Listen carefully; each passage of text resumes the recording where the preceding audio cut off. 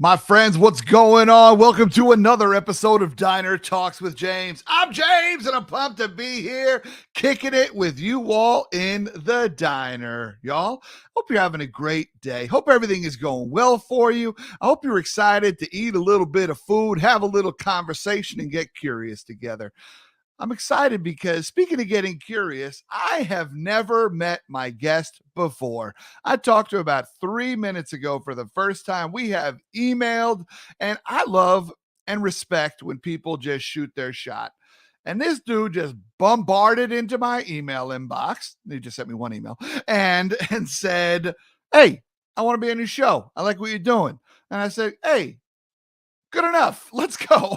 And so that's pretty much what happened. I did very little research on him on the front end because I'm just excited to talk to somebody new. You know, you all get to hang out with me and some good friends of mine on this show. But I think it's also fun to just flex our curiosity and have an open mind and also applaud people who shoot their shot. So let me tell you about my guy coming out here in just a hot second. His name is Brandon Fong. He's the husband to his high school sweetheart. Insert the awe sound right now. Um, her name is Leah, and is on Brandon's on the mission to create a more deeply connected world. While growing up on government-provided free lunch program at school, Brandon realized that his most valuable resource wasn't money; it was his relationships. That is why, at his core, Brandon is a connector of people, ideas, and resources. He's got an incredible podcast. It's in the top 2% of podcasts, much like Gunner Talks with James. It's called Seven Figure Millennials. And he is doing incredible work on there, interviewing elite performers with eclectic backgrounds, people like Olympians, an illusionist, decorated air fighter pilots, hypnotists, and a whole bunch of other cool individuals on his podcast. Entrepreneurs that are making 7, 8, and even 9-figure salaries. Pretty impressive. So I'm really excited to get to know what he knows and what he has learned from some of these folks, and also hear about his magic connection method system. So I'm excited for you to hang out. Looks like based on his bio, he's going to pull up with a kombucha right now. And later we're going to play a little spike ball. I'm down for it all, y'all. And I'm down to meet Brandon. I'm excited for you to meet him right now. Let's bring him out. Brandon Fong. Man, what an introduction. Super excited to be here, James. And yeah, we'll have to play some spike ball with kombucha. It'll be a first for me as well. So I don't know if that's something that you'd be down for, but I'm down for trying it. I'm sure you are. I'm sure. And I'll figure it out for sure. I'll figure it out. Spike ball, a lovely Shark Tank game that really blew the heck up. Yeah, I found out about it just 2 years ago and I played for the first time and I just fell in love. So I'm very quick to become obsessed with things. My wife made fun of me because a few days after I played it, I was literally like YouTubing spike ball strategies and taking notes. And she's like, "Who the hell is this guy?" She like sent a Snapchat to her friend, like, "Look at this dude taking notes on how to serve spike ball and that kind of stuff." But yeah, a lot of fun. And I play once or twice a week with some good buddies. So it's a good time. That's amazing. You're even repping the spike ball yellow right now with your t-shirt on. Got to stay on brand out here, Brandon. I like it.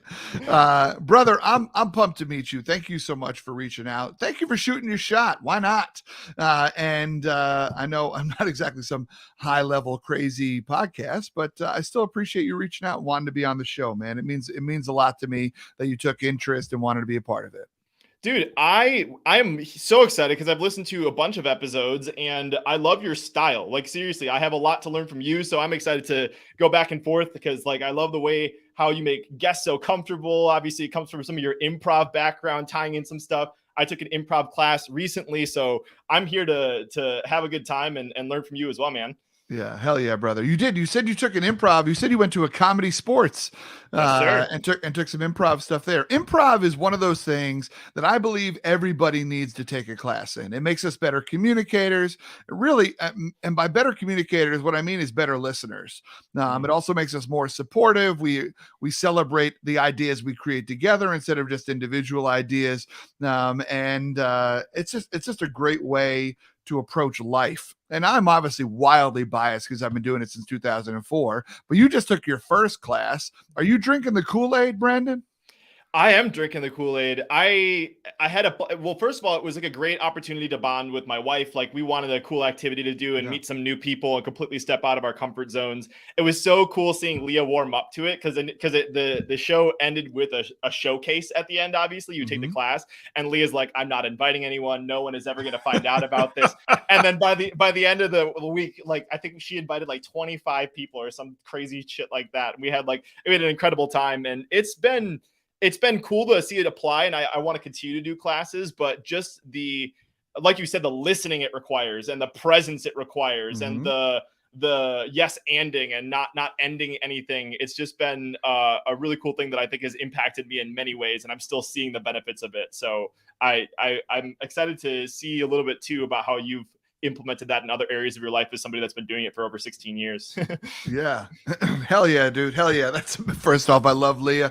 Going from no one ever will see this. This will be buried in the catacombs. Exactly. To 30 people are coming out and we're going to have a barbecue afterwards. Yep. That's an amazing transition. Yeah. And I agree with you, man. I think, the philosophy of yes and is a philosophy, especially as, you do a lot of work with entrepreneurs, and entrepreneurs and really business owners, leaders, when they adapt a yes and mindset, it keeps the blinders off. It keeps the blinders that would halt innovation, halt opportunity, halt asking questions as opposed to just needing to know answers. And so it's a cool mindset for people to adapt as they're growing something, right? Being open to new ideas. And it's not to say that we need to lose focus, right? Like every scene that you came into in an improv scene, it needs to have direction. It needs to have direction, but it also needs to be fluid. And so it's just, I don't know. I think when we apply that rule of yes and to difficult situations, hard conversations, or decision making, it kind of turns us into like Neo from the Matrix, where we're like doing that crazy spin thing away from the bullshit and the bullets. And right, it just kind of it slows everything down, and allows us to take it one by one, each opportunity by each opportunity, and figure out if it's right for us. And so I think, I agree with you, brother.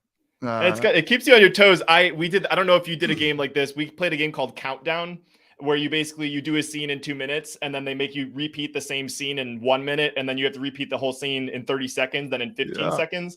And that came across in our showcase, and it's like it was such a great mindfulness presence thing, because it's like you don't know where your partners are going to toss you. So like we ended up doing this hilarious scene about an award-winning beef jerky recipe, and we had to go to we had to go to the top of a mountain infested with ogres to claim the beef jerky recipe and bring it back. It's just like, what? Like, there's no way that could ever come up if it weren't for just people being playful and building off of each other. And I love the parallels too, like you just said with podcasting. I love to hear about how you've been able to kind of, as you interview more people, I feel like it gives you more yes-anding material.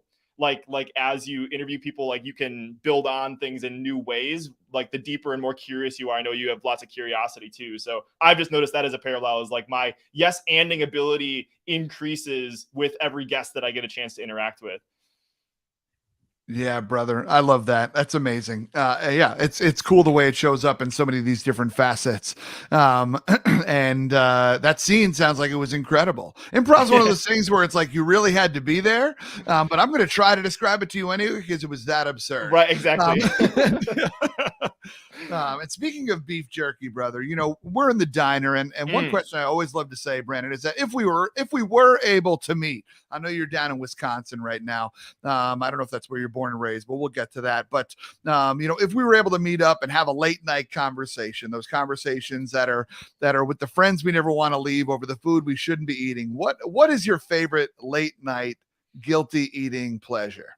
I don't know if I thought long and hard about this. I was like, maybe let me go pull up a menu and see what I would actually order. Cause I'm like, I don't know what my gut would be, but here's where I'm at right now. I'll tell you where I'm at right now. I would love a BLT, or a burger. I put food on my ketchup. so a side of ketchup with some fries would be great too. Yes. Yeah, for sure. BLT with that thick cut bacon, right? Oh, Crispy. That's my Crispy, main. the That's the crispy main bacon. criteria. I don't Yeah. like the bacon that's still got like all the little fat on it. It needs to be kind of like crunchy and all that good stuff. That's the criteria of a good BLT for me. Yeah, got it, got it. Yeah, for sure. You got to have a little texture in the middle there.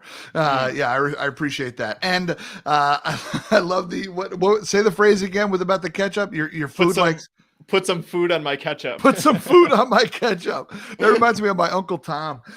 Whenever we would go, and this is a practice that I now practice. Whenever you go to, back when fast food restaurants used to give out trays, and you would take the tray away, I would. They had those little dinky like paper Oh yeah. ketchup cups, and I'm like, what am I supposed to do with this? So I wouldn't use that. I would just literally just squirt a puddle of ketchup on the tray, on the paper on the tray. I'm not a I was gonna savage. say that's Yeah. gross, man. That wasn't washed. Yeah. That was washed the day the restaurant opened. Yeah, no, on the paper on the tray. Yeah, no, I'm still somewhat classy, Brandon.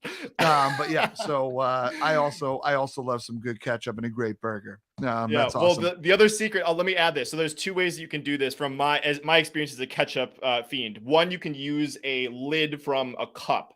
So instead of that, that was one that I used. Or you can take those dinky little paper things and you can kind of unfold the top of it, and then instead of it becoming a little cup, it becomes more of a paper disc that provides Oh, more surface area. So yeah. the next time you're looking, if you don't want to put it on your tray, or if they didn't give you things, there you go. You have another strategy. If y'all thought you were coming to the diner today and not getting pro tips from Brandon Fong, you lost your damn mind. Yeah, Okay, this exactly.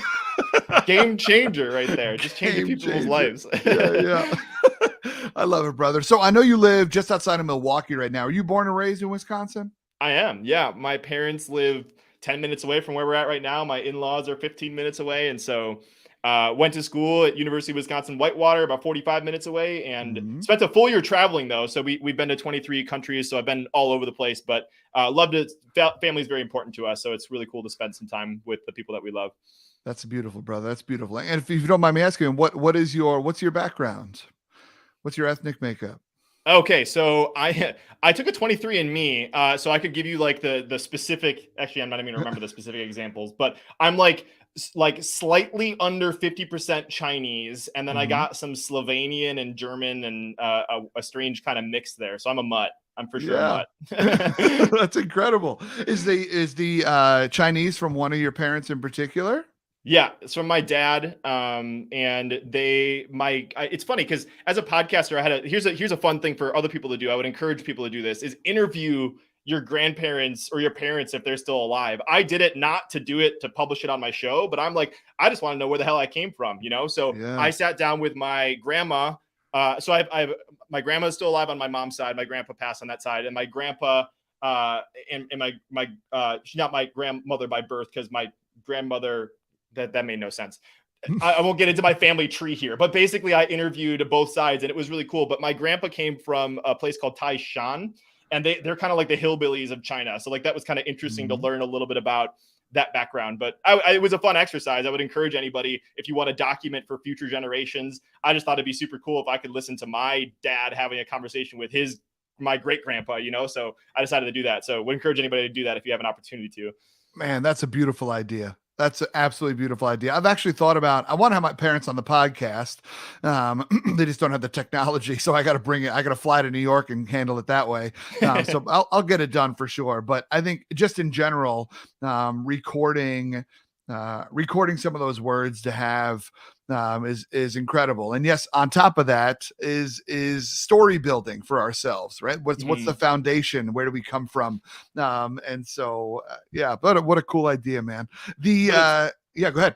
I was gonna say I interviewed someone recently on my show. His name is Jorge Contreras. There's using some of my Spanish there, but like he grew up. He describes it as like a fish doesn't know it's swimming in water. His water, quote unquote, was drugs, and he started drug dealing when he was 7 years old. He helped smuggle people across the border when he was 10. Just didn't even know what was going on, and he calls it ancestral karma. Because it's like his dad didn't know any better. His grandpa didn't know any better. And it's like when you don't realize the water you're swimming in, sometimes it's super valuable to unpeel that onion, but you have to first become consciously aware of it. One of the quotes that comes up on my show all the time is, until you make the unconscious conscious, it will control your life and you will call it fate. And that's, I know I've just dropped some philosophy as boom, here we are. And now we're talking about philosophy. That. But I think it's so true, because it's like we all have these unconscious narratives that are hanging around in the back of our head that we don't know if we're reenacting it. And it may have been passed on to us from previous generations. And until you do that work, it's really hard to figure out what's yours. The way that Jorge described it is like iOS on your iPhone. You know, it's like maybe your iPhone is, you're still running on the version of iOS from when the iPhone came out. It's like, because that's the programming that you had. So you have to be conscious about making those upgrades and seeing what beliefs you want to keep, what you want to get rid of. But I think that having that insight is really valuable no matter how you look at it. Yeah. Can you drop that quote for me one more time, brother? Because that was a little, it was a little deep, so deep I need to hear it twice. You know what I mean? It's one of those ones you got to chew on for a minute. Yeah, it took me a minute to it took me a minute to digest it, and now that it's like my favorite quote. But until you make the unconscious conscious, it will control your life, and you will call it fate. That's Carl Jung.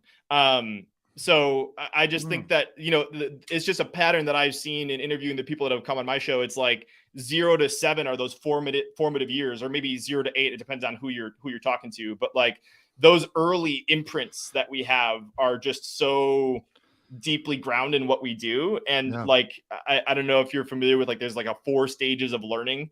But like one of the, I won't go into it. I can if you want me to, but like one of the earliest stages of learning is like unconscious incompetence, which means you don't even realize what there is to know because you don't even know about it. Right. And like, so unless you've taken the time to like at least explore that or talk to your parents or figure out what some of those beliefs are, you can't step to the next stage of learning, which is conscious incompetence, where it's like you have to, it's like the kid just kind of like barely being able to tie his shoe, but like he's like, now he's aware that he can tie your shoe. So it's like it's making that step. So yeah, anyways, you just sent me off on a diatribe there, and I don't know how I ended up there. I'm happy wherever we are. I'm happy we're here. You know, it's funny, as a new parent, you know, I have a 17-month-old. Math is hard. Month-year-old. And that's awesome. Yeah. Month-year-old. Yeah, no, for sure. Yeah, no, he's fresh out here. Fresh out the oven. Exactly. It's interesting to start to watch some of those synapses connect. And just, you know, he's learning little words, or he's repeating just little things here and there. And it is, he doesn't know why he's doing it yet, right, or anything like that. But it's really cool to watch some of those connections start to happen, and just watch him light up or get really frustrated, whatever, right? Like he's the whole range of emotions are happening in the Robot household at any moment. Yeah, it's interesting. And I love what you said, also in going back to some of those the conversations that you've had and some of the theories you've been talking about, you know, that 0 through 8 is such a powerful time in our lives. And in your intro, we talked about how, I know that you grew up in the free lunch program at school. This is something you talk very openly about on 7figuremillennials.com, your website and stuff like that. But tell me, I'd love to hear from your own words, brother. Tell me about, you know, what was young Brandon like? What tell me about your youth a little bit. Yeah.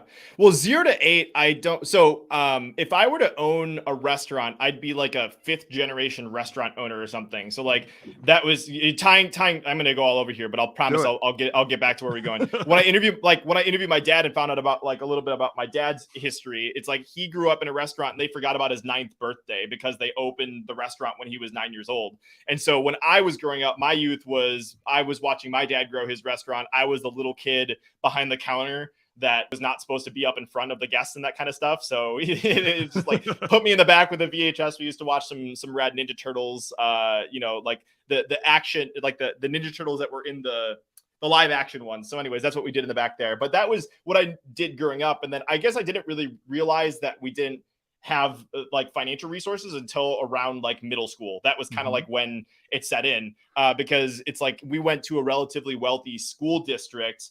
My parents open enrolled me to, because technically we wouldn't have gone there, but like the school district I ended up going to was one of the wealthiest school districts, one of the wealthiest zip codes around.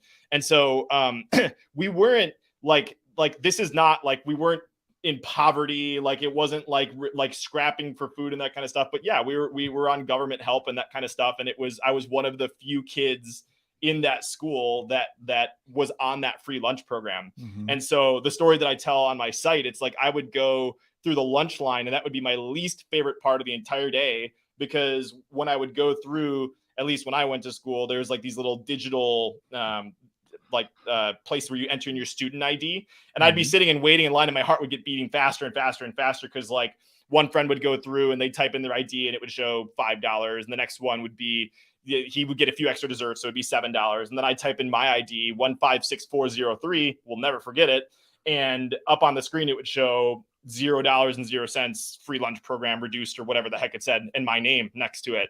And so I came up with all these creative ways of like distracting my friends from seeing that screen. So there was the hide in the bathroom strategy, which was like, you know, I waited for all my friends to go through the lunch line first, and then I would go through when there was no one left in the line, and then I wouldn't do that. Or there was the let me distract you and strike up a conversation right when it's about my time to type in the ID number, and then we just have this really, you know. So it was embarrassing, but I'm very grateful for that, and I really am. And this comes from me doing lots of processing on my past. But I, honest to God, wouldn't change anything. And I have the world's most incredible parents, like the best parents ever, and they showed me some incredible things, and I can go into all that kind of stuff. But that was a little bit about that particular instance. But I had a great childhood. I had a mom that raised my brother and I. We were always doing really fun stuff in the summertime. I got to watch my parents work on growing a business. So like, that's where I kind of got some of the earlier entrepreneurial drive. Is like, I feel like as a kid, I took the responsibility to want to help my parents grow their business as like a 10-year-old, because it's like,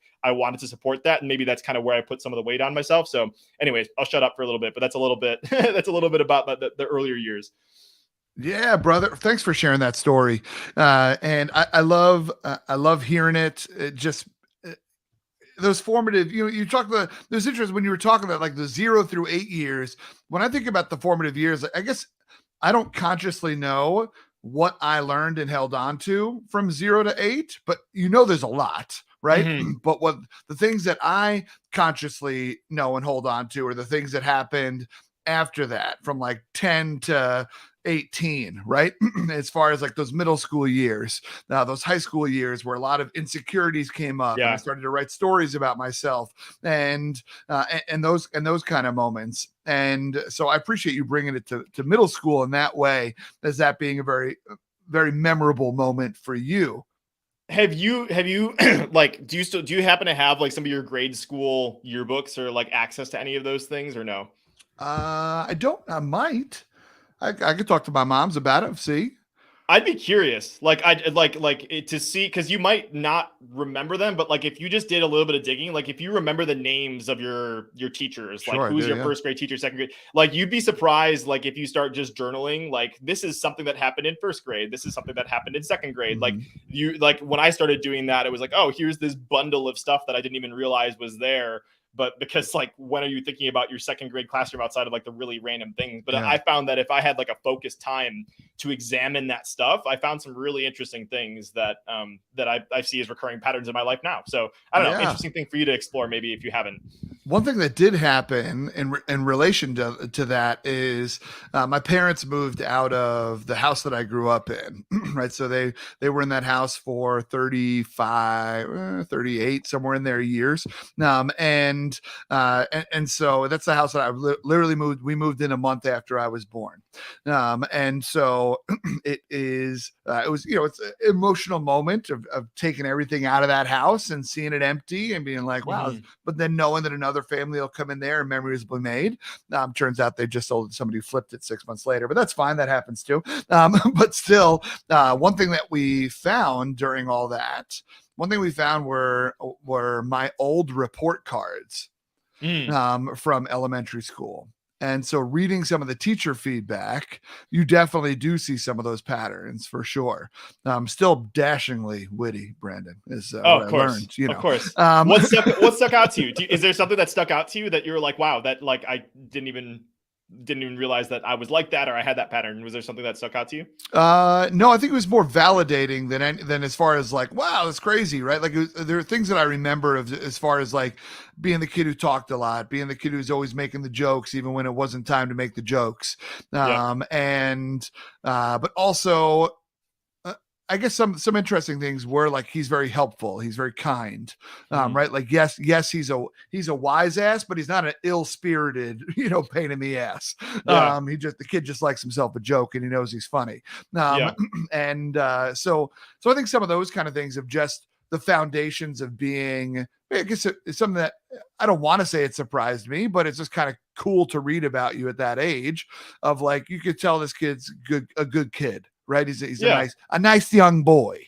Yeah. Right. Like, well, look, here you are, man. Like you found a way to bring that back into your life. And I think that that's the greatest thing that we're all looking for is alignment, right? Like, it's like you are, I mean, correct me if I'm wrong, but you doing this podcast, you doing improv, you getting to speak on stages, you found a way to be in alignment with that kid that was always, wanting to express himself that way. And I think that that's really where lots of happiness and fulfillment lies, is like when you are misaligned with who you were, that's like where you're kind of like, man, what the heck? So like I'm deeply introspective. It's like I always do journaling on this kind of stuff, but I just reflecting that back at you. I think that's really cool that you saw that early stuff and you have been able to create a life where you've leveraged some of those early seeds of genius, quote unquote, that you had as a kid. That's awesome. We out here, brother. We're certainly trying, and I appreciate that, man. It is a cool connection, and I appreciate you making me reflect in that way.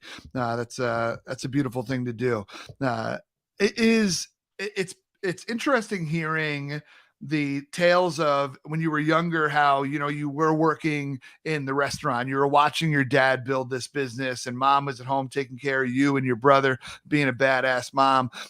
And it is, I love that. Obviously you drew the connection as an introspective man. And also the dots aren't that far apart of, I watched my dad be an entrepreneur. And so entrepreneurship is fascinating to me, but growing up, you weren't like, I can't wait to start a podcast and talk to entrepreneurs and stuff like that, right? Like that's not the dream of a 12-year-old or whatnot. What did you want to be when you grew up, when you were younger?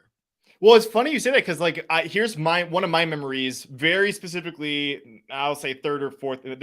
Here I say very specifically, and then I'm like third or fourth grade, so I don't know. But I used to love talking to one of the lunch supervisors. Her name was Mrs. Dunn. And I just I don't know what it was, but I always loved having adult conversations, quote unquote, adult conversations. Like they were always more interesting to me than the kid conversations. So like all my friends would be playing kickball and I would be talking to Mrs. Dunn, or my parents kind of had a revolving door at our house because like they were growing a business. So they had lots of other people that were around. And it's like, I love those conversations. Like I love talking to them and having those kinds of things. So like, it's funny that you say, like, reflecting back on that, it's like I like having cool conversations like this, sitting at a diner with you. Like this is the thing that I've always lived for, And so growing up, like I think I can't remember when I didn't ever want to be an entrepreneur or like start something of my own. I think it was just because it was so ingrained. I didn't know anything else. But my first business venture was a rock stand. Like all my other, it's like kids do lemonade stands or whatever. Yeah. My neighbor Jimmy and I had I don't know if you remember these, James, or if you ever saw one, but it was like it was like they call them rock tumblers. It was like you put in these like rocks and like like there was some polish or whatever, and it kind of like went over and over, and it made this terrible grinding noise, and it had to go on for several hours. But at the end, you got these kind of like polished rocks. And so we had a rock stand, and that was, I think I had this picture my mom sent. Like I found it a while ago, but it's like Brandon's first $1.25. Maybe my mom bought the rock. I don't even freaking know. But I think I've always wanted to create and be a creator and do cool things in the world. And so I think that is what I wanted to be when I grew up. Yeah, that's beautiful. That's so cool. The rock stand. I like it, brother. Just out here. I'm trying to think of some geology puns right here, but all the ones I'm thinking of are too nice. That's a rock pun in case you're thinking. That's a deep cut for a geology joke there. Talking about nice. GN EISS, nice. But either way, man, that's amazing. And I love that your first stand, you're like, I see these lemonade fools, but like what I know is differentiation sells. And so I'm not opening up Yeah. another lemonade stand, right? Like we got too many, right? So Exactly. that's amazing. So at that earlier age, when you did know that you wanted to create something that you could call your own, and you wanted to be able to stand on your own 2 feet, on your own ideas, not necessarily somebody else's. It is. We talked about that being a really fascinating time of our lives where you're self-conscious about going through the lunch stand, Hmm. and the luncheon, the cafeteria, and so there's some self-consciousness there, but at the same time you're a deeply introspective and observant child at that time. I'm wondering, when you decided to go to college, like, what did you decide to study? And what were some of the things that were going on in your brain in that time that were transformative? You met your high school sweetheart in that moment, those kind of things. Yeah.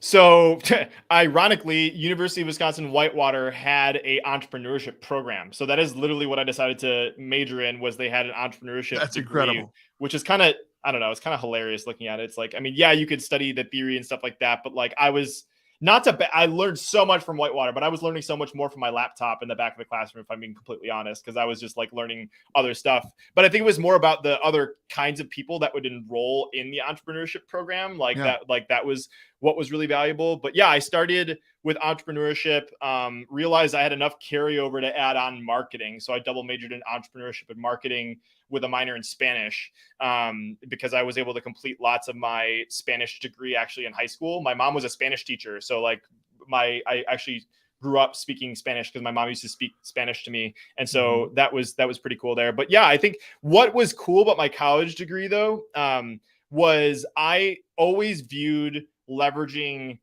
opportunities non-traditionally. Like I came up with this concept in high school, after a mentor kind of helped me out, but I call it the cute student card. Because like if you can show that you're an ambitious young student, what CEO, what high level person doesn't want to help out a quote unquote cute student, like, and Mhm. especially if you're being grateful, you're reaching out and then you're showing that you're implementing what they're talking about.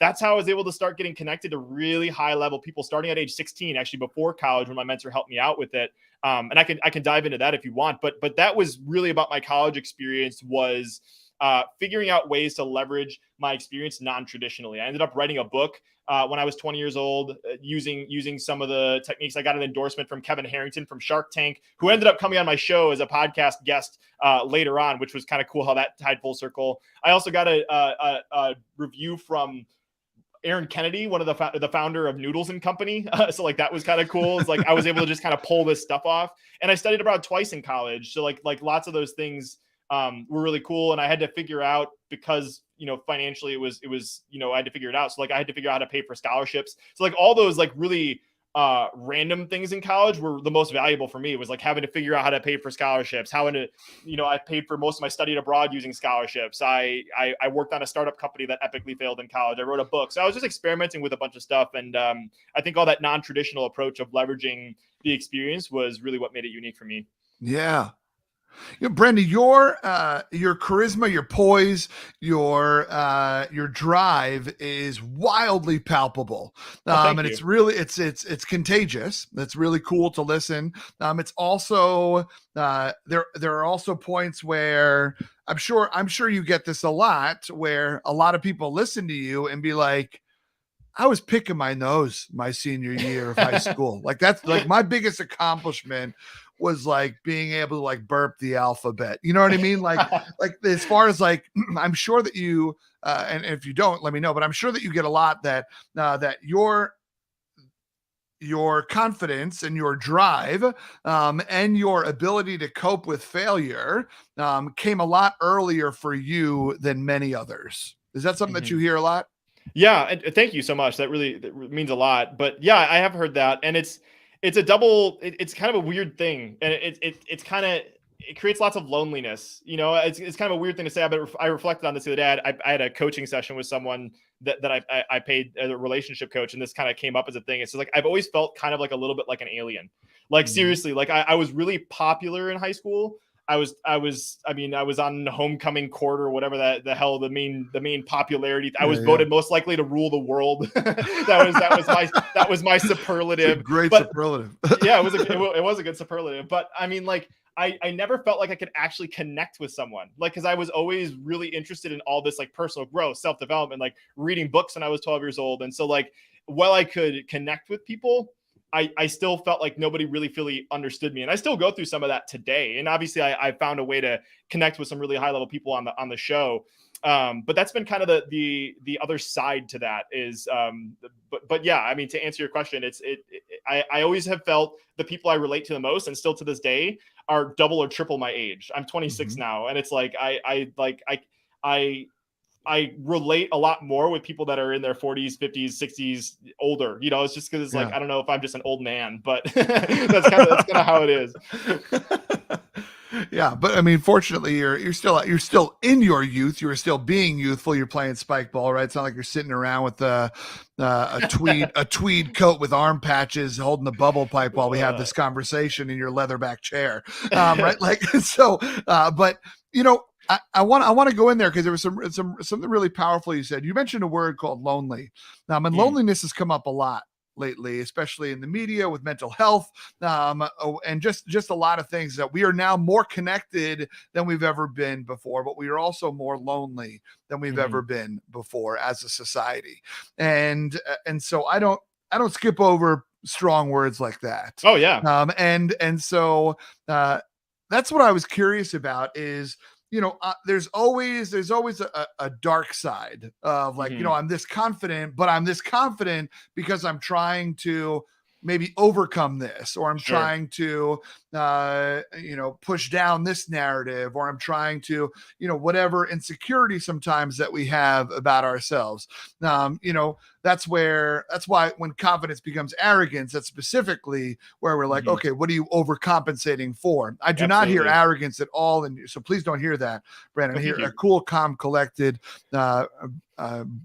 bright man. And so, but I'm wondering, you know, what are some of those stories that you tell yourself on those days where you are a little bit stuck? Well, here's where it came from. And like, I'm an open book, and I'm like, I know you talk about authenticity and vulnerability, but like, let me just share, and I'll restrict some details and that kind of stuff. But like, I've had to let go of some friendships recently. And like, that's part of where I feel like some of the loneliness comes from, is because like the people that I thought I was close with in college, like, I realized that lots of my values still weren't aligned with them. Like for example, I had one friend that I didn't appreciate the way that he treated women. Like, he was a really, really good looking dude. And so I made some comment with him, and I was like, hey man, like, I want to have a heart to heart and just let you know, like, I just don't, my perspective, and obviously it's you, like, you do you, but like, my perspective is I feel like some of the way that you do this isn't in something that I value as a friend. I just want to give you that honest feedback. So we had that conversation, and then for my bachelor party, he took me to a strip club. And I was like, dude, that was not where I wanted to end up. Like, I literally told you, like, I don't want to go to a strip club, but I ended up at a strip club. And like, so there are a few of those friendships where I had to let go of. And like, and like, those were people that I was close with in college. And like, it was cool. But like, I think that's lots of where I'm rebuilding, and I'm learning some of those lessons early. I realize I'm learning them early, but like, I'm very clear on my value set. And so like, I had to let some of those relationships go. And so now it's just been a matter of filling up some of that hole that was left, you know, obviously once friendships are gone like that. But yeah, that's a little bit of where the most recent example of why it's come up. Yeah, for sure. And it's tough during that process. It's not just like, I'm going to hold my values, y'all are out of here, right? That's not just a flip of a switch. Right. That is typically a journey, and feel free to plug in your details in this if I get any of them wrong. But like, typically that's a journey of like, is it me? Is it them? Is it this? Like, what, like, you know, do I want to, am I what matters? Would I rather be respected or would I rather be liked? Ideally Mm-hmm. both, but if I had to choose, which one would I choose? And so to hear you grappling with that with some really close friends, that's powerful. A few months before our wedding, my wife Tina demoted her best man to just a regular groomsman, and probably would have demoted him further, but I think it just felt weird. But because he just wasn't showing up the Yeah. way that a best friend should, and was really kind of shit in the bed in a lot of Yeah. ways. Yep. And it sucks. Yeah, it does suck. And I had see that it was more than one that happened to me at one time. Cause like I had another friend that was on my party, and like he showed up late for the wedding, told me the day before that he had to leave in the middle of the ceremony. And like when it came time for dinner, he didn't even sit with us. And I'm like, dude, like I invited you to be standing next to me on one of the most important days of my life. And like, you're just going to tell me that some business deal is more important and not even sit with us on the day of my wedding. Like I can't be treated like that. Like, I'm sorry, dude. Yeah. But like like it's just, so it's like exactly what Tina went through, it's just like, there are these things, these lessons that you have to learn. And yeah, it's rough, but the rough conversations is really where you learn more about yourself. So I'm always grateful for those opportunities to figure out a little bit more about myself and how to operate in this world. Mm-hmm. Yeah. And I think a lot of times, Brandon, I'm sorry that you went through that. That just sucks. We just want to believe the best in our friends. Yeah. And it sucks when they force us to write a new story. But, and as I listen to you, I am impressed by your confidence, but I wonder if it's not confidence that I'm impressed about. If I go deeper, I think maybe what I'm impressed by is your alignment, your ability to be to your best of your knowledge from what you've seen, the individuals you've talked to, and those that have impacted you, and the life decisions you've made, and the growth that you've experienced, the knowledge you've acquired. You've come up with this set of values, and to be not necessarily uncompromising, but a little definitely unwavering on those values at this point is really cool. And it's not like you're a 14-year-old, right? Like, but still like in your mid 20s, because I believe that's where you are, correct? You're 26, 27, 26. Yeah. Right. To be this solid, that teaches me a lot about the quality of upbringing you had. Right. The fact that you were raised around values, and that values meant something to you. Right. We're going to travel and see our family. We're going to spend time. We're going to connect. We're going to, do what's right for the business, those kinds of things. But then also developing them yourself, to find that sort of values alignment is something that many people chase for a very long time. And it is something that is very intimidating to people who don't have alignment. Right. I often consider we as human beings are kind of like brick pillars, where every single brick is different experiences that we've had. And it is our values. It is our mission. It is our, that kind of chutzpah inside of us. That is the mortar that holds those bricks together. Because without those values, without those morals, we're just a loose pile of manipulable bricks. But when we see someone being able to stand tall and in their strength, that lets me know that mortar has dried a little bit more, right? It's not to say that you are not manipulatable, that you're not, you're not hitting home runs every single time you're faced with a moral situation.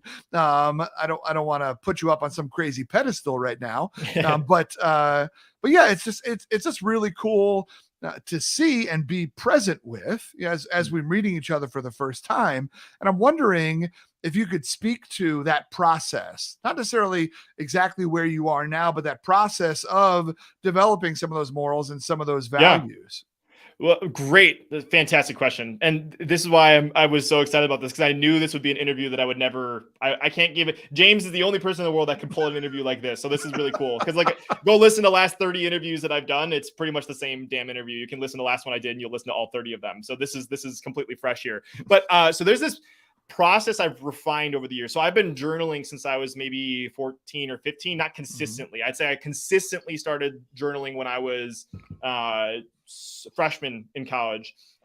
So it's been a few years, and my process has evolved over the years. And I think part of the way that I've been able to come up with my values and refine my values is that journaling process. So like right now, the way I work is I work in 2-week sprints.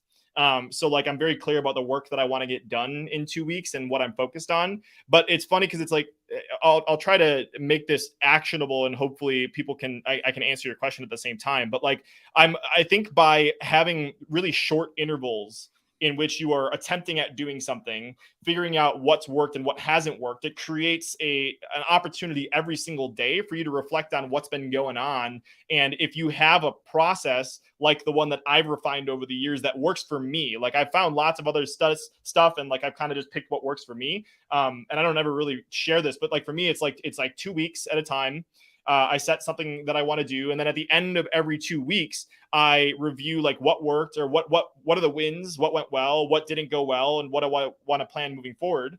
So that's 2 weeks, and then on a daily basis, I journal on what happened during that day. I don't usually go as in depth, but then at the end of the month, I do a month review of kind of like a cover letter of like the main things that have happened. And then at the end of the year, I can read a year summary. And the cool thing is, and I know probably didn't teach that very clearly, but now that I've been doing this since this particular style of doing this since 2018, at the end of the day today, I will write the fact that I was hanging out in the diner with James, and I can see on this day 5 years ago what I was working on, which is really cool when you have that perspective, because you very often get lost in the fact that you're doing stuff, and you very forget how fast time moves until you take the time to stop and figure out what the hell's been going on.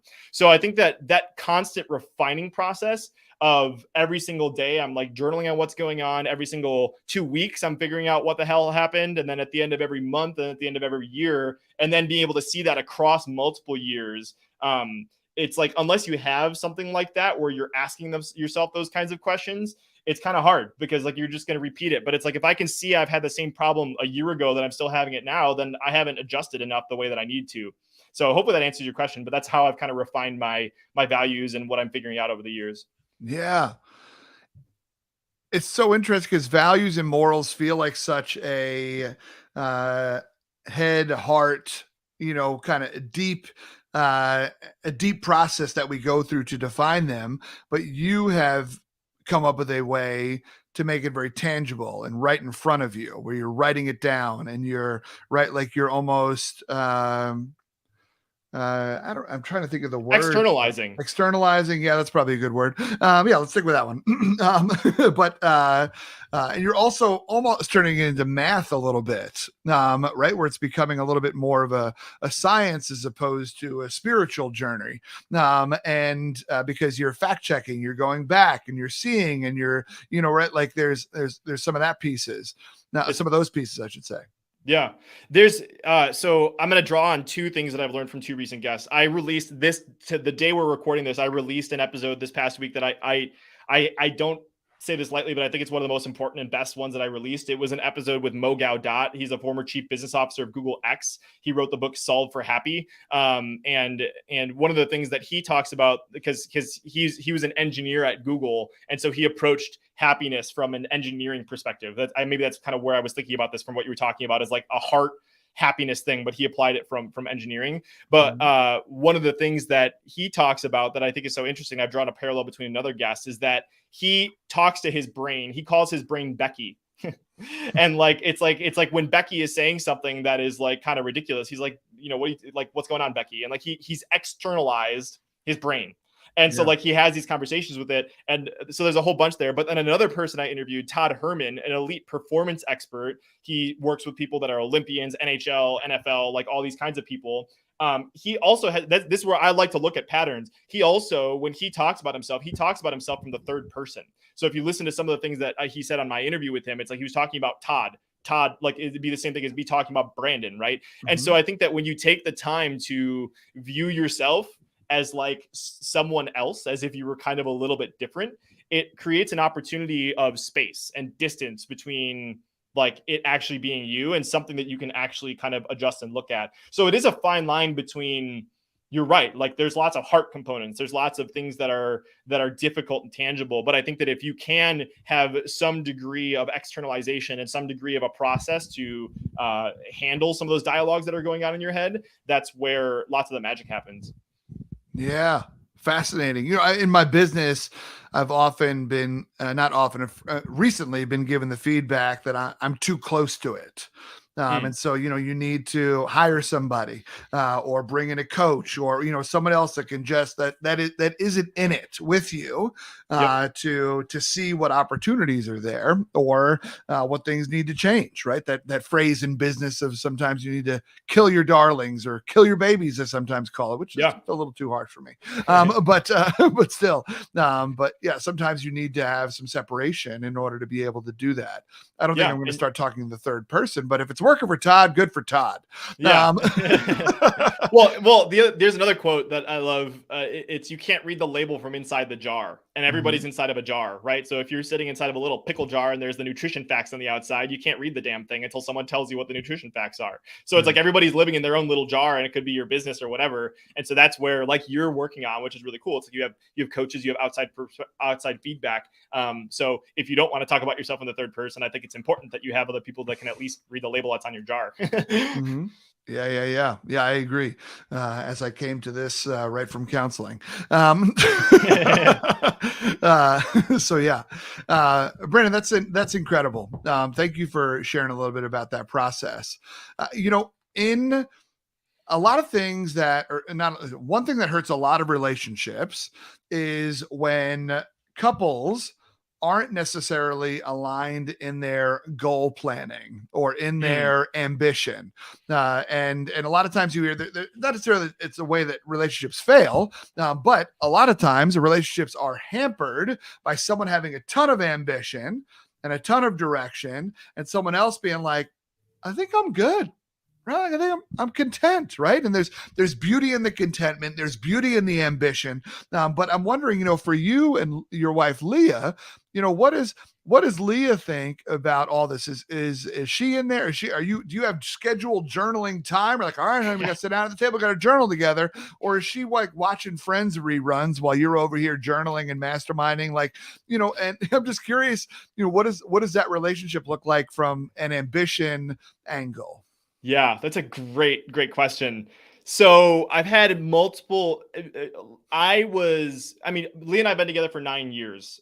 So this will be our 9-year anniversary this year. Been married for 2. This will be we have 2 dates because we got married in the middle of COVID. So it's like we have the date that's officially happened, and a year later when we actually got to like celebrate with everyone. But over the years, it's been cool to see our relationship develop. And obviously we met in middle school, started dating in high school. And obviously your brain is ridiculously different in high school than it is in college and all that kind of stuff. My high school and college brain was very much I want to date someone that's super ambitious, that is going to take over the world like me. And I want to find it's kind of stupid to say it, but like I wanted another Brandon to date, which sounds really narcissistic and weird. But I think that's a little bit about like what my brain was looking for.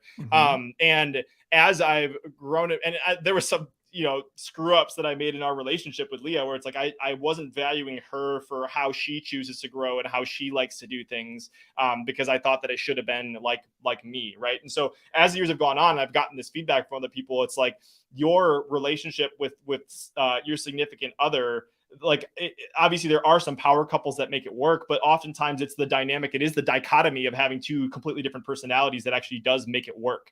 So Leah is the most supportive, most caring, most loving human that I know. And she listens to me talk about all this shit where even if she doesn't fully understand it, which is totally fine, but she grows in different ways. And this is something, going back to that session I had with this relationship coach earlier. Are you familiar with Tony Robbins' 6 human needs, or have you heard of them? I've heard of them, yeah. But you could share them on here though. I don't know all of them by heart. But basically my number one need, and maybe people can figure this out already, is growth.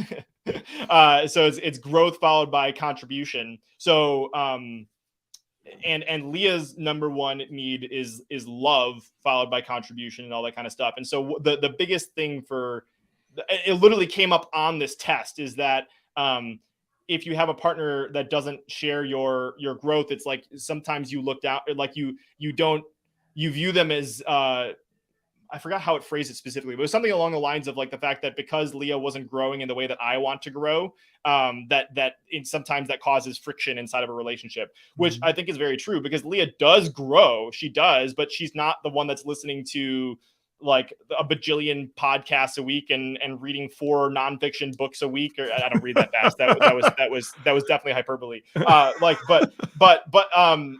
like she grows in her faith. She grows by spending time with loved ones, and she does it differently than I do. And so it's Leah really grounds me and has that presence, but it's really just, it's been a journey to figure out what that relationship is like.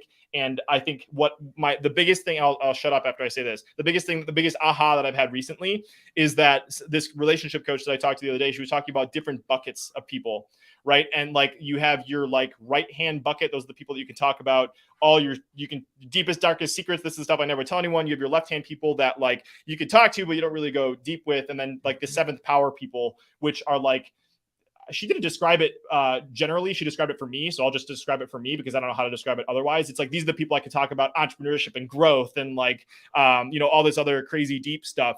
And for a long time, I think what I was looking for was a right-handed 7th power person that was my spouse. But now I realize Leah can just be my right-hand person. And I don't necessarily need that growth conversation that I kept telling Leah, like, I want to have these diner talks conversations like I'm having with James. And it's like, Leah's not wired that way, but it's having that separation. So long answer, but it's been quite a journey of figuring out the different components of it and how to make sure it's weaves together really well. Yeah. I love that, brother. It's a place where you could see there potentially being tension, and a place where you just need to have conversations, right? And just put it like everybody play. In your relationships, we have to play with our cards face up.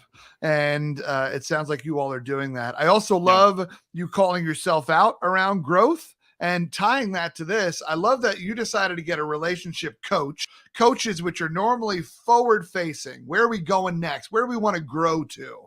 Right. As opposed to a relationship counselor, which holds us where we are and causes us to do some internal examination, and maybe isn't growth mindset, but is right. Like it's just fascinating that even in this area of life, you're like, I'm gonna get a relationship coach, not a relationship counselor. And not to say that one is better than the other. I hope you don't hear me saying that. It's just really cool. Just how aligned you are. Where it's like, where are we going? Right. Like we need to have measurable things for our relationship. And so, it's just a cool observation I made that I hope you don't thank mind. you. Yeah, of course. I appreciate that. So, Brandon, you have dedicated so much of your time. You're now, we're actually right around the same amount of podcast episodes. I think I have 87 dropping this week or next week, or something like that. And you're somewhere in the 80s as well. And so, but your podcast, 7-Figure Millennials, speaks to your curiosity, your wanting to know what makes other people get up in the morning and want to start something new, make a dent in the world, and create opportunity for themselves and others, and let their ideas flourish, as entrepreneurs do. And so you work with these, have conversations with these 6, 7, 8-figure, 9-figure millennials or millennial entrepreneurs, and I'm wondering how much of that is sinking in for you? Like, tell me a little bit about what's going on with you after you have some of these really powerful conversations with these badass humans. Yeah. Well, thank you for asking. And I'll just I'll unpack just a little bit of it. Like, I created the show not because I have the answers, not because I'm the guru on the mountain, not because I have a 7-figure business. I'm still building my first 7-figure business, but rather because I'm figuring this shit out. And I wanted to learn from really cool people. And I just happen to have this badass skill set where I can connect with really high level people and learn from them. So I try to pull on really diverse groups of people, and lots of the people on my show, and I realize there's some mistakes in the positioning, but lots of people on my show, actually the majority, are probably not millennials. They're people that are way further down the path, that are sharing their wisdom and knowledge. And so I'll tell a little bit of context about the show. My senior year of college, I talking about my non-traditional leveraging of my college experience, I reached out to a really successful entrepreneur. His name was Jonathan Levy. And I basically pitched him free work. I don't have to go into the whole thing, but that turned into me running his marketing for 3 years. And by the time I left, we had about 250,000 students in his online courses. Obviously, I was not responsible for all of that. I was on the team that was part of that. But when I started, we had about 100,000. When I left, we had about 250,000. And I was kind of behind the scenes of all the launches and stuff like that.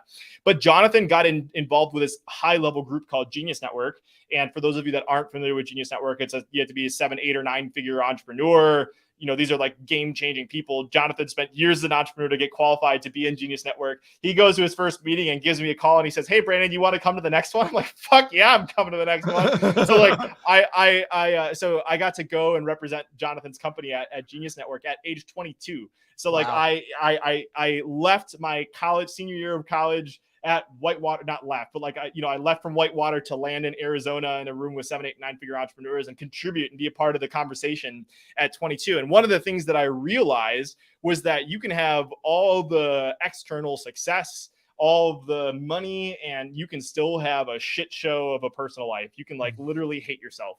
And like, that was just so intriguing to me and such a valuable lesson to learn at age 22 is that like, lots of these people have built, I mean, not obviously there's plenty of aligned people, but there's some people that like have built these incredibly successful businesses and it's been from a place of like wound or hurt or like they're trying to like make up for something is like kind of you talked about. So the question for my show when I left in May 2020 was how can we prioritize our happiness, health, and relationships while we make our entrepreneurial dreams a reality? And that was kind of the question that I asked as the theme of the show. And so I draw on all these insights from all these different entrepreneurs, and they're not necessarily entrepreneurs, but some thought leaders. Like I said, I had a former FBI hostage negotiation trainer on a few weeks ago. I had an NFL player on a few weeks ago. And it's just really, what are the things that sunk in? A few of the things that have come up, going back to your question before I just answered all that other stuff that you didn't ask me, was what are some of the patterns? I think we've already talked about lots of it. Until you make the unconscious conscious, it will control your life. You will call it fate. That's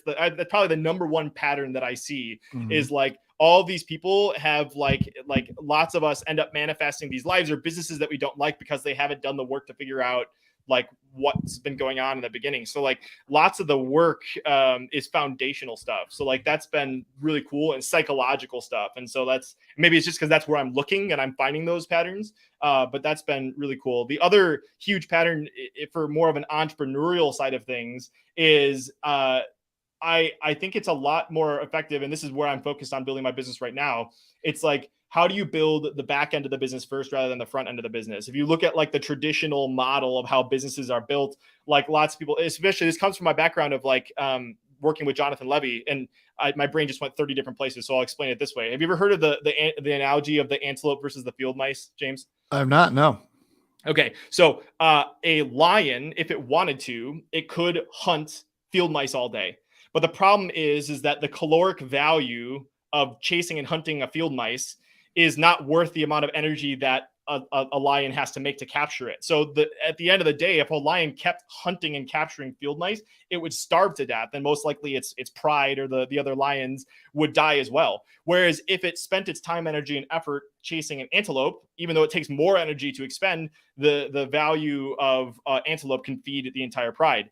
And so this is kind of like this parallel that I've drawn for entrepreneurship. It's like there's so much entrepreneurship that's chasing field mice, right? Like you're like it feels good to catch a field mouse. Like I got you, you fucker. Like I'm gonna eat you, but like at the end of the day, you're gonna die. And so like that's what I kind of learned from being behind the scenes of Superhuman Academy, this company I was at. Not that it was still a successful business, but I just saw the model of what it's like to have 250,000 students, and the majority of those students were anywhere from $10 courses that they were taking to maybe $1,000 course. So it wasn't really anything ultra premium, but like this, the elegance and the simplicity, another commonality I've seen is like approaching the perspective of the antelope. Like what are the biggest problems you can solve? Because you can create a 7-figure business by selling $10 courses, or you can sell it by selling $25,000 or $50,000 or even $100,000 stuff if you figure out what your value is. And it makes the business ridiculously more elegant and more simple. And so that's the way that I'm looking at designing things right now and that I'm building things. And it's all about simplicity. It really is, at the end of the day. Like, having a simple model is some of the things that I respect the most about lots of the entrepreneurs that have come on. And so, yeah, lots of mindset stuff, but I'll let you tell me to shut up so we can go somewhere else. First off, you've said the word shut up 3 times. I have Yep. never said it. Yep. I know what it's like to interview a guest that doesn't shut up. So that's just me. No, you're good, brother. You're good. I appreciate you. No, that's incredible. I'd never heard the antelope of the field mouse, and I appreciate that. I can get that, and I'm definitely going to use that. So that's exciting. And so, well, you've hinted at your business. What is the business you're growing, or are we not telling people yet? Oh no, we can talk about that. So I had just being crazy transparent and vulnerable. Like, I was working on a business partner, a business for a few years before, not a few years, but basically about 3 months after I started the podcast, which was November 2020, I started working on a business with a partner, and that ended up going south. So, like, I won't share any details on that, but that was very unfortunate.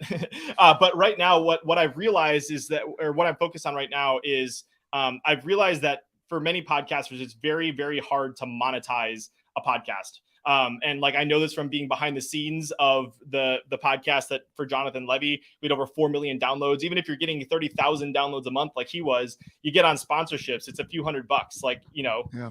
whatever. And like, just from talking to other people. And so this is the place that I'm playing in, is B2B entrepreneurs that either have a podcast that isn't monetizing or want to start a podcast to monetize. And the whole thing, and my whole approach, and it goes back to my why, is I believe that I want to create a more deeply connected world. I'm doing this in many senses of the word by just being a podcaster myself. But I when I say connected, it's connected in every sense of the word. It's connecting with other people. It's connecting people with other resources. It's connecting deeper with myself, like I said before. But like, I believe that it just so happens that podcasting, I believe, is the best vehicle in which to do that. And so what I help people to do is to be laser strategic about the type of people that they want to bring on and build relationships with as guests on the show. There's this concept called, and those are oftentimes the antelopes, but there are lots of other models out there where they will bring on a guest and then try to sell them something at the end of it. And it feels icky. It doesn't feel right. My approach is rather, how can I find humans that I want to love on, that are doing incredible things in the world, give them a world-class interview, introduce them to other people. And if there's a way we can figure out a way to work together, then fantastic, let's do that. If not, then I contributed to an awesome human. But I found that most podcasters aren't being strategic about who they're bringing on and intentional about creating that environment where you can bridge that gap between building a friendship and opening the door to a relationship that could turn into business, and doing it in an authentic way. So like, that's what I'm helping people to do. I'm building out both a done for you service and a group coaching model that allow people to do that. So that's the focus right now. It's exciting, brother. Yeah, thank you. Yeah, that's awesome, man. I love it. I love it. It's cool to hear, it's cool to put the rubber to the road, as far as, you can hear your drive and your ambition and your goals and your values and stuff like that. But to see where you're pointing the ship right now is awesome. And I wish you all the success. Well, thank you. Yeah, for sure. Brandon, right now, the easiest way for people to get into your atmosphere is through your podcast, correct?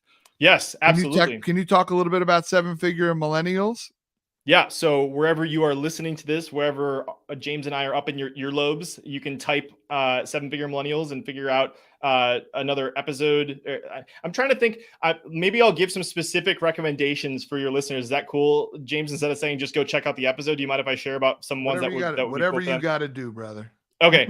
Because I ironically, I didn't prepare for this. I have a number that you can text to figure it out, but I don't even have it memorized, and it's not even sitting here. So I'll just do it a little bit differently. But let me point you to a few that have changed my life. One is the one that just came out, and obviously when this is airing, it'll be different. But Mo Gaudat, former chief business officer of Google X, his son passed away very unexpectedly. And that's what created him to create this movement where his mission is create 1 billion people happy. And so that is probably one of the coolest interviews that I've done. That one is really cool. Another one I would highly recommend is Steve Sims.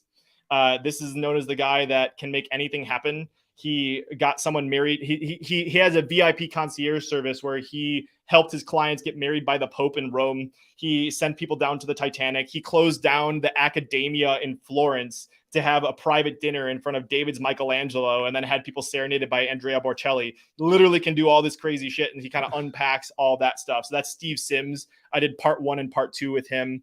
And then I'll just make one final one. I think it would be really cool is I had on Michael Haig. Michael Haig was a Hollywood storytelling legend. So he worked with Will Smith on I Am Legend and does all the story consulting and that kind of stuff. So we reveal, and lots of this is storytelling. So if you want to be more effective at telling your stories, we unpack his framework, and he also gives me coaching on my stuff. So I spend a lot of time on my show. I prepare typically about 5 hours for each guest that comes on. And so for me, it's my spark notes. Like I'm going to go back and re-listen to all this, and I'm asking really in-depth questions. So I interview horizontally rather than vertically, as in it doesn't go, I do go deep, but like I cover a lot on lots of my shows. So there's a few episodes for your listeners that I think would be specifically relevant for them to check out.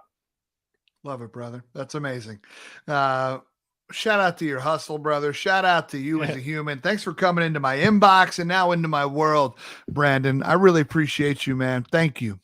Thank you, James. This has been a blast. And thank you for the very unique opportunity to hang out in a diner via a podcast. I think you're probably the only person ever to make that happen. So my BLT sandwich was fantastic. My ketchup quality was great. And hopefully you enjoyed your greasy dinner talk food as well.